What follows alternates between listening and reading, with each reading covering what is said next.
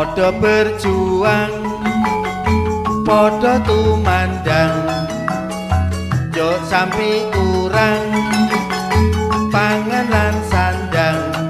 Saya kok kapti, ayo podo bersudi, ayo bangun ekonomi, ayo maju konco tani.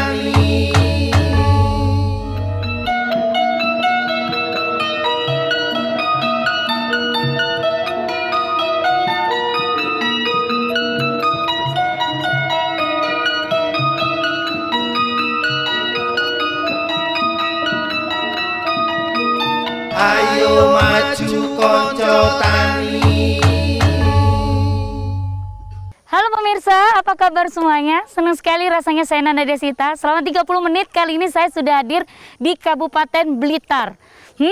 Siapa sih yang nggak kenal yang namanya cincau? Itu minuman saya yakin ketika diseduh dingin, hangat atau juga sometimes ada juga makanan yang dari bahan cincau. Kali ini Nanda akan belajar langsung dengan petani.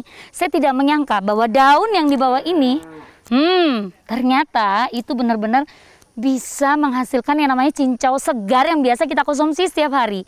Seperti apa cara menanamnya, berapa lama panennya? Untuk itu tetap temenin Nanda selama 30 menit ke depan. Di mana lagi selain di Konco Tani? Ayo maju Konco Tani. Tanaman janggelan mungkin masih belum diketahui oleh masyarakat. Namun jika Anda menamakannya cincau hitam, hampir semua orang tahu makanan ini. Nah, asal tahu saja, daun janggelan adalah bahan pokok untuk membuat cincau hitam. Karena tanaman ini kaya serat dan dapat juga mengobati berbagai penyakit seperti demam, sakit perut, diare, batuk, gangguan pencernaan dan tekanan darah tinggi. Selain Indonesia, khasiat daun janggelan juga dikenal di Filipina, Taiwan, Cina, dan juga Korea. Tidak mengherankan daun janggelan banyak diekspor ke negara-negara ini. Akibatnya, permintaan daun janggelan meningkat dari tahun ke tahun. Alhasil, budidaya tanaman ini menjanjikan keuntungan yang semakin signifikan. Sebelum penanaman, tanah yang akan ditanam diolah terlebih dahulu, dibersihkan dari tanaman yang mengganggu seperti gulma dan rumput liar sampai ke akarnya. Jangan lupa setelahnya untuk membuat lubang tanam dengan jarak 50 cm x 50 cm. Pupuk setiap lubang tanam dengan pupuk dasar. Pilih bibit yang berasal dari rumpun cincau hitam tua dan pasti memiliki air dengan ketinggian sekitar 15 hingga 20 cm. Kemudian siapkan 2,5 hingga 3 ton stek cincau hitam untuk 1 hektar. Tanaman cincau hitam ini membutuhkan air dan kondisi tanah untuk tumbuh juga memiliki kadar air yang cukup. Menanam bibit cincau hitam harus lebih baik dari awal musim hujan. Ketika benih cincau berumur sekitar 5 hingga 20 hari setelah tanam, daun hijau baru akan muncul. Nah, ketika tanaman berumur sekitar 1 bulan, tanaman tersebut harus diberi pupuk dengan pupuk N dan P dalam perbandingan 2:1. Setelah tanaman berumur 2 bulan, lakukan pemupukan kedua. Nah, sebagai aturan, pupuk ini diterapkan langsung ke tanaman cincau hitam dengan sejumlah tanaman pada jarak 20 hingga 25 meter dari tanaman cincau hitam. Penyiangan dilakukan pada tanaman yang mengganggu seperti gulma atau tanaman liar yang tumbuh di sekitar tanaman cincau hitam, sehingga pertumbuhan tanaman cincau tidak terganggu. Hama yang biasa menyerang tanaman cincau adalah ulat daun, uret, ulat jengkal, dan sayap putih. Jika kondisinya tidak parah, ulat dapat dihilangkan secara manual. Sedangkan penyakit biasa yang menimpa tanaman cincau adalah penyakit bubuk batang. Penyakit ini mempengaruhi umur tanaman hingga 10-20 hari ketika serangan penyakit dapat diatasi secara langsung dengan fungisida. Pemirsa, balik lagi di Konco Tani dan kali ini saya sudah ditemani oleh salah satu petani, yaitu ada Pak Tulus ya Pak ya. Iya. Apa kabar Pak Tulus? Baik. Baik, dan juga ada Ibu Pawana. Apa kabar Bu? Baik, alhamdulillah. Dan tentunya kita penasaran ya. Jadi setelah tadi Nanda mengatakan bahwa saya ingin sekali belajar, tentunya yang namanya tanaman yang baik, panen yang baik tidak akan bisa berhasil tanpa adanya pembibitan yang sangat baik. Bisa dijelaskan mungkin Pak, awal apakah bibit ini juga perlu untuk diseleksi atau seperti apa awalannya ini Pak? Silakan Pak Tulus. Oke, kalau masalah kepahaman dari petani, ini mengambil cinco jenis unggul itu yang batangnya kecoklatan itu. Ya. Terus daunnya kan agak tebal-tebal. Oke. Jadi itu kalau dipasokkan untuk konsumsi seperti di pasaran itu kan yang sangat bagus jelinya. Apakah dari daerah sini saja bibitnya atau harus didatangkan dari tempat lain atau seperti apa Pak? Kalau pembibitan janggilan itu cukup dari daerah sini saja. Oke. Jadi kalau tidak perlu ngambil datangkan dari luar daerah, tidak perlu gitu. Iya. Jadi karena mayoritas petani sini kan sudah semua janggilan. Seperti itu Pak ya. Iya. Dan juga Ibu. Nah ini manfaatnya dari cincau ya ketika nantinya akan diolah begitu Pak ya. Iya. Nah itu seperti apa nih Bu? Baik, kami dari perguruan tinggi khususnya UPN Veteran Jawa Timur bahwa petani cincau di daerah Blitar, di daerah Trenggalek, daerah Pacitan itu masih perlu didampingi Mbak Nanda. Jadi kami dari perguruan tinggi itu memberikan transfer inovasi baru dalam bentuk alat-alat pasca panen. Pasca panen ya. Ya. Kemudian dari itu pengepul atau UMKM yang ada di Kabupaten Blitar, kami lakukan pelatihan ISO. Jadi produk yang dihasilkan sudah mempunyai brand dan sudah sudah ber-ISO. Ini sedang dalam proses untuk mengurus halalnya. Gitu. Nah, itu awalnya bagaimana Bu? Karena memang dengan sistem yang mungkin sudah mereka jalankan sebelumnya, dengan adanya pendampingan ini apakah welcome untuk bisa kebaikan ke depannya atau seperti apa ini? Kalau petaninya sekarang itu kan sudah progresif semua.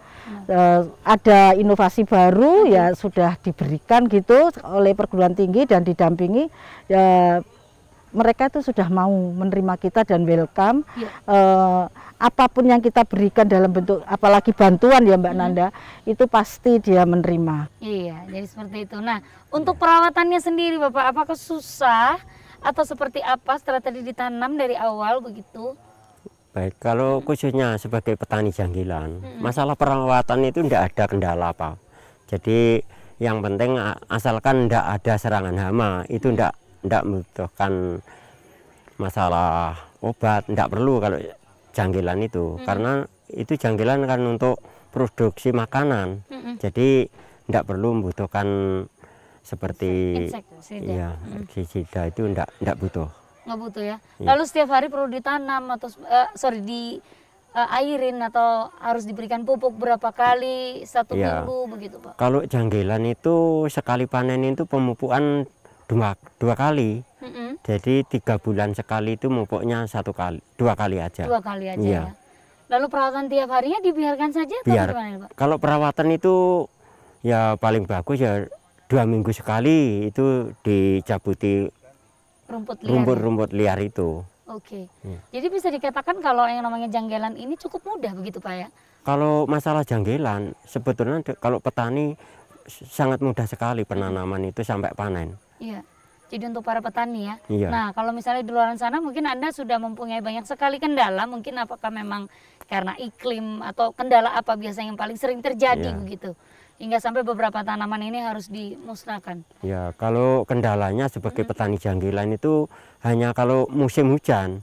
Kebanyakan hujan itu tidak bisa ngeringkan, nanti panennya akan tidak bisa baik. Oke, jadi masalah pengeringan banyak yang aja. busuk akhirnya Oke, jadi seperti itu Pak ya. Iya. Nah, Ibu, ini mungkin diantara semua para petani ini dengan kita memberitahu ya, berarti otomatis pengen nih untuk anak-anak muda entrepreneur baru tentunya begitu. Nah, karena ini tidak ada kendala, biasa kendala yang paling utama adalah ketika harus digimanakan begitu ya. Lalu harus diolah seperti apa agar nilai jualnya ini bisa lebih tinggi daripada yang biasa mungkin dibeli hanya secara kiloan seperti itu. Baik, kalau hanya kering sawah memang murah ya. Jadi dijualnya ya per kilonya sekitar 3.000 per kilo ya. Tetapi kalau dijual sudah dalam bentuk jadi siap minum memang itu mahal. Ya memang itu mahal. Tetapi kan tidak semua petani bisa begitu. Ya. Nah, tadi saya melihat tentang kendalanya pada musim hujan. Nah, kalau pasca panen waktu musim hujan kita memberikan inovasi baru yaitu pengering. Pengering pada kelompok tani. Gitu. Iya. Lalu kemudian diapakan Ibu setelah dikeringkan? Nantinya yang akannya dipanen begitu Pak ya? Iya. Nah, itu biasanya diapakan ini Bu? Si janggelan ini apakah dibiarkan terjual secara kiloan tadi atau mungkin ada inovasi khusus begitu ya dari perguruan tinggi nggak sampai mendapatkan tas itu tadi? Jadi kita memberikan bantuan dalam prosesnya. Iya, dalam proses pembuatan tepung janggelan. Tepung janggelan. Iya, tepung janggelan. Jadi nanti bisa dimasak sendiri sama ibu-ibu seperempat berapa gitu, dimasak sendiri, tidak perlu beli di pasar misalkan. Nah, seperti tepung bumbu itu loh Bu, ya, nanti dibuat begitu. Tetapi kan itu butuh inovasi yang mahal. Benar. Nah, itu kami dari perguruan tinggi sudah mengusulkan di Jakarta mendapatkan inovasi baru itu yang didanai untuk kelompok tani yang di Blitar. Wow, luar biasa. Kalau sebelumnya ada alat tersebut, ini diapakan Ibu sebelum alat tersebut hingga sampai dihasilkan? Jadi hanya dijual dalam bentuk daun kering dan batang itu, karena harganya kan beda. Iya, daun sama batang kan beda. Tapi semuanya pada akhirnya jadi janggelan kan begitu. Benar. Memang harganya lebih mahal yang sudah daun. Hanya dijual dalam bentuk itu. Nilai tambahnya ya hanya dari petani 3.000, Bapak ini menjualnya 3.200 misalkan gitu. Jadi seperti itu. Nah, berapa lama kira-kira untuk masa panennya dan bisa dijual di mana saja pemirsa? Untuk itu tetap temenin Anda hanya ada di Konco Tani. Ayo maju Konco Tani. Kami kembali. Ayo maju Konco Tani. Ayo maju Konco Tani.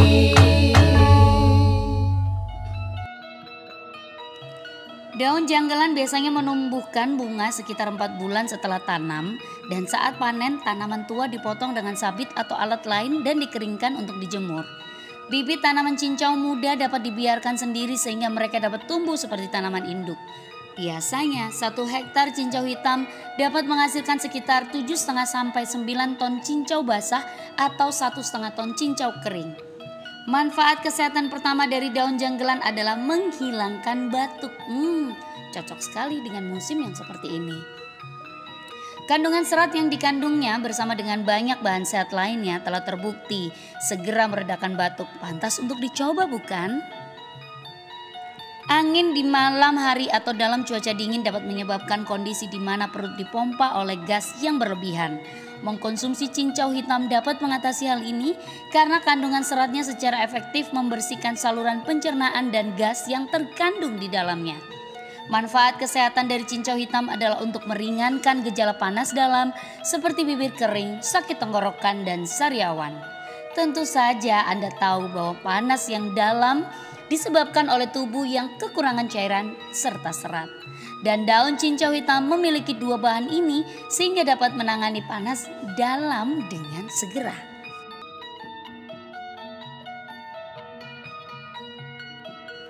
Seperti yang telah disebutkan, kandungan serat dalam cincau hitam dapat membersihkan organ pencernaan secara keseluruhan. Karena itu, masalah pencernaan seperti sembelit, mulas, dan juga diare bisa diatasi dengan mengonsumsi cincau hitam. Manfaat kesehatan dari cincau hitam adalah untuk memperlancar diet Anda.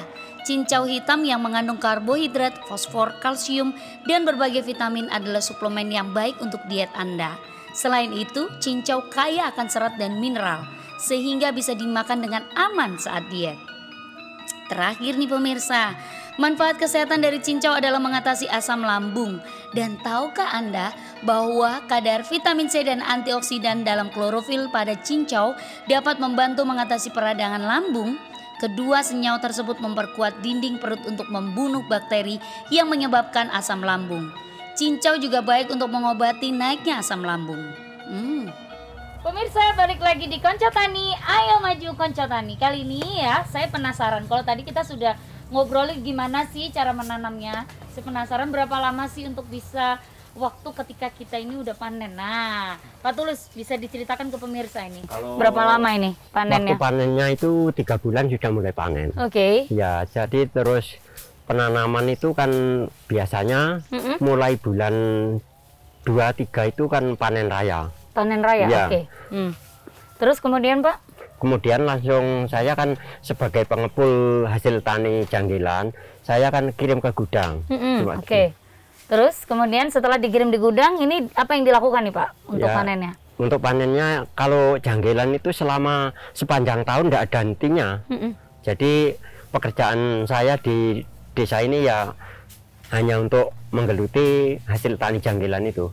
Oke, jadi panen rayanya di bulan kedua dan bulan ketiga? Iya, sampai bulan 8 itu. Terus? Iya, terus tidak ada hentinya sampai sekarang ini terus menerus. Waduh, luar biasa ya berarti ya. Nggak ada musim-musim tertentu, apakah misalnya kalau kemarau duluan gitu, kemudian Kalau musim kemarau sebetulnya ya cuma sedikit, tapi ya tidak ada hentinya ini. nggak ada hentinya Iya, ya? sepanjang tahun itu tidak ada hentinya. Nah, setelah dari gudang ini Pak, diapakan ini? Kalau masuk Janggilan. gudang itu kan untuk bahan ekspor ini semua. Jadi kalau ke pemasak lokal sampai di mana Jombang, Gresik, Ya. sampai Tuban itu saya ke pemasak lokal di Malang, itu saya juga nyuplai sampai ke Sumatera. Sampai ke Sumatera ya? Iya. Oke. Lalu selain di Indonesia, apakah juga di Kalau ekspor itu Ke saya negeri? cuma nyuplai ke gudang aja, Nyuplai sampai di tempat gudang? juragan ya. Oke, jadi seperti itu Pak ya. Kalau Iya. untuk semua lingkungan di sini juga Iya, masyarakatnya mayoritas Mayoritas petani sini kan petani janggilan. janggilan ya. Iya. Oke. Ya. Nah, untuk panennya sendiri nih, Mas Sugi ya. Sudah seperti apa sih untuk kualitasnya? Ya. Yang kali ini pas di depan kita ini pemirsa ya. Iya, jadi janggilan yang ada di sini itu memang semuanya sudah cukup baik karena kapasitas produksi juga sudah penuh, kemudian kapasitas bahan bakunya juga cukup baik sehingga pasarnya itu tidak hanya di lokal, pasarnya sudah internasional. Oke. Sehingga pasar-pasar domestik kita sudah sebar semua, internasional kita sudah sampai Vietnam dan juga China. Wow. Seperti itu. Iya. Nah, untuk petani-petani di luar sana mungkin sedikit kesulitan begitu ya untuk bisa mengembangkan. Mungkin menanamnya udah oke gitu ya, mengikuti. Kemudian panennya juga oke, gudang juga sudah tersedia. Semuanya udah bener-bener. Tapi untuk bisa mengekspor itu kan juga nggak kalah penting begitu ya dalam dunia ini. Ini mungkin ada.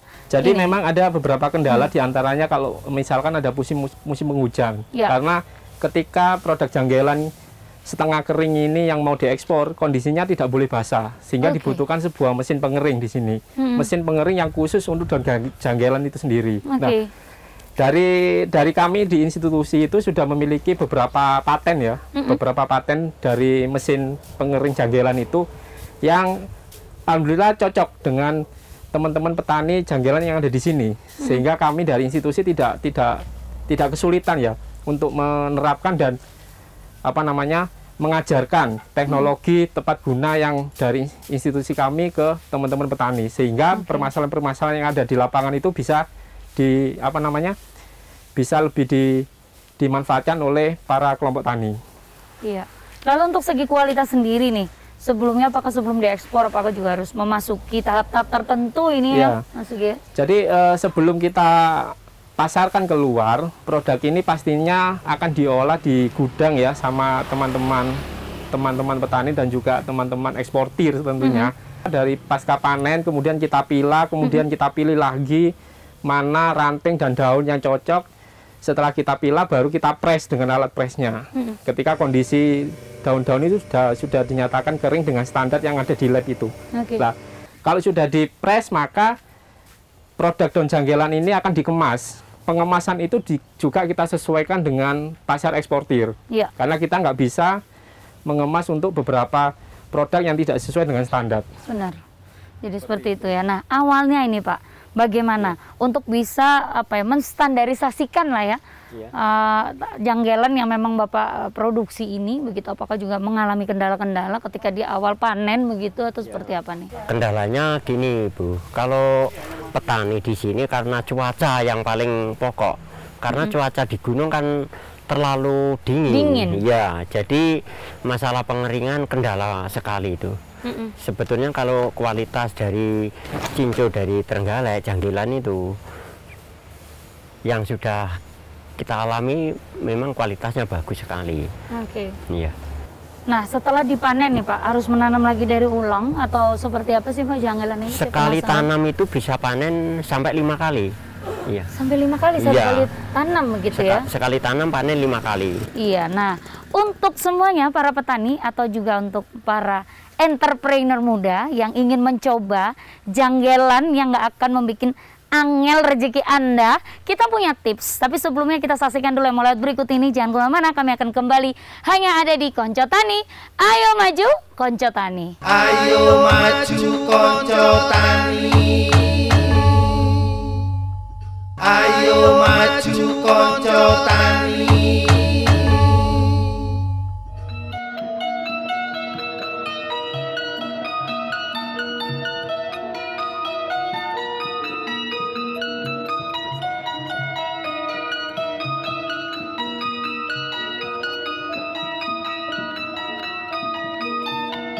Kira-kira bagaimana sih tipsnya seperti janji Nanda tadi ya pemirsa ya, bahwa gimana untuk bisa ketika petani ini benar-benar bisa menstandarkan, nah ini untuk bisa kualitasnya bisa menjadi setinggi ekspor atau mungkin benar-benar kualitasnya baik deh gitu tipsnya. Oh siap ya, jadi yang jelas pasca dipanen itu apa namanya dijemur dulu.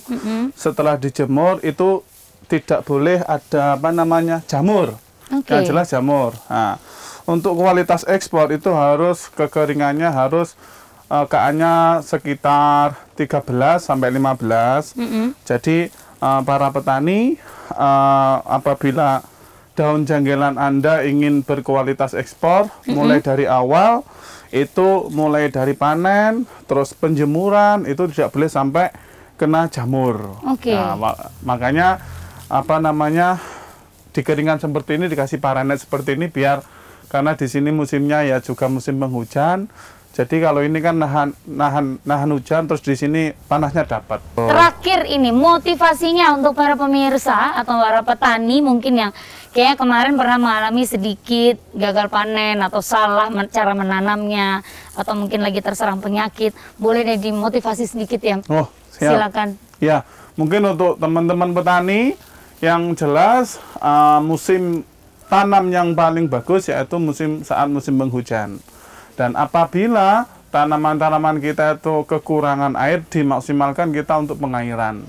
Cuma itu, nah sama pemupukan. Insya Allah dengan pengairan dan pemupukan, insya Allah panennya akan maksimal. Ayo maju Konco Tani. Ayo maju Konco Tani. Pemirsa, saya benar-benar tidak menyangka bahwa dari daun seperti ini bisa menghasilkan, saya yakin semuanya dalam bentuk makanan, dalam bentuk minuman, terutama seluruh masyarakat Indonesia pasti sudah merasakan yang namanya cincau. Jadi seperti itu ya, dan mudah-mudahan tips dan juga segala macam tayangan selama 30 menit ini benar-benar bisa menginspirasi Anda. Dan sekali lagi, kira-kira Nanda akan berjalan kemana lagi dan akan belajar dengan petani apa lagi? Tentunya saya akan berpamit terlebih dahulu. Saya Nanda Desita, kita jumpa lagi di tayangan berikutnya. Hanya ada di Konco Tani. Ayo maju Konco Tani. Kemana ya berikutnya?